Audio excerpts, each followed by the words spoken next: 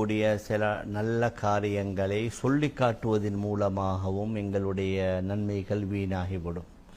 நாம் ஏதாவது ஒன்றை செய்துவிட்டு நான் உனக்கு அவ்வாறு செய்தேன், நான் உனக்கு இப்படி செய்தேன் என்று அதன் மூலமும் நம்முடைய அந்த அமல்களின் மூலம் கிடைக்கக்கூடிய கூலிகள் நன்மைகள் அழிந்துவிடும் என்ற குர்ஆனில் அல்லாஹ் கூறுகின்றான்.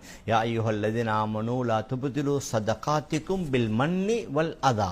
உங்களுடைய சதக்காக்களை நீங்கள் வீணாக்கி விடாதீர்கள், நீங்கள் கொடுக்கக்கூடிய தான தர்மங்களை வீணாக்கி விடாதீர்கள் சொல்லி காட்டுவதின் மூலமாக.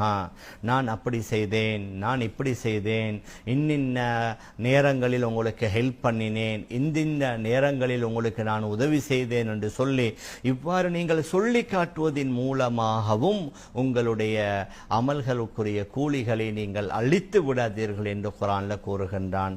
அதே மாதிரி அதா நோவினை கொடுக்காதீங்க. யாராவது ஒரு யாசகன் வருகிறாரு அல்லது வேறு யாராவது தேவையானவர்கள் வருகிறார்கள், கேட்பதற்காக வேண்டி வருகிறார்கள். ஆனால் கொடுக்குகின்றோம், கொடுக்கிற நேரத்தில் அவருடைய உள்ளம் புண்படக்கூடிய விதத்தில் ஏதாவது சொல்லி அவரை நோவினைப்படுத்தி விட்டாலும் நம்முடைய அந்த செய்த அமல்களுடைய நன்மைகள் வீணாகிவிடும். அதனால் எந்த அளவுக்கு நாங்கள் அமல் இபாதத் நல்ல காரியம், அது அமல் இபாதத் மாத்திரம் அல்ல. இன்னொரு அன்னை உதாரணமாக, ஒருவர் ஒரு இடத்திலே வேலை செய்கிறார், சமூக சேவை செய்கிறார், ஊழியம் புரிகின்றார், மாணவர் ஆசிரியருக்காக வேண்டி செய்கிறார், அல்லது தொழிலாளி முதலாளிக்காக வேண்டி செய்கிறார். இப்பொழுது இது போன்ற பல விடயங்களை நாம் பார்க்கலாம். ஆனால் ஈமான் உள்ளவர்கள் இந்த எல்லா நேரங்களிலேயும் ஒரு மாணவன் ஆசிரியருக்காக செய்தாலும், ஒரு தொழிலாளி முதலாளிக்காக வேண்டி செய்தாலும், அல்லது ஒரு ஊழியன் ஒரு ஹாதிம் தன்னுடைய எஜமானனுக்காக வேண்டி செய்தாலும், அந்த நேரத்தில் அவர் என்னை பாராட்ட வேண்டும், புகழ வேண்டும் என்றால் கொஞ்ச நேரத்தோடு முடிந்துவிடும்.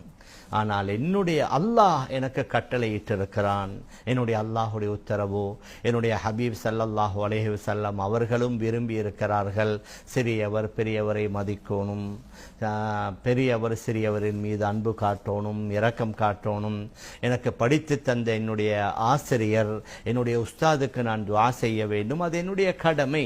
நான் இதை செய்வதன் மூலமாக அல்லாஹ் என்னை பொருந்திக் கொள்வான், அல்லாஹுடைய திருப்தி எனக்கு கிடைக்கும் என்று வெறும் வணக்க வழிபாடுகள் மாத்திரமல்ல, இன்னொரு என்ன நல்ல எந்த ஒரு காரியத்தை செய்யக்கூடிய நேரத்திலேயும் அங்கே நாம் நம்முடைய நியத்தை, மன தூய்மையை, இஹ்லாஸை சரியாக ஆக்கிக் கொள்ள வேண்டும்.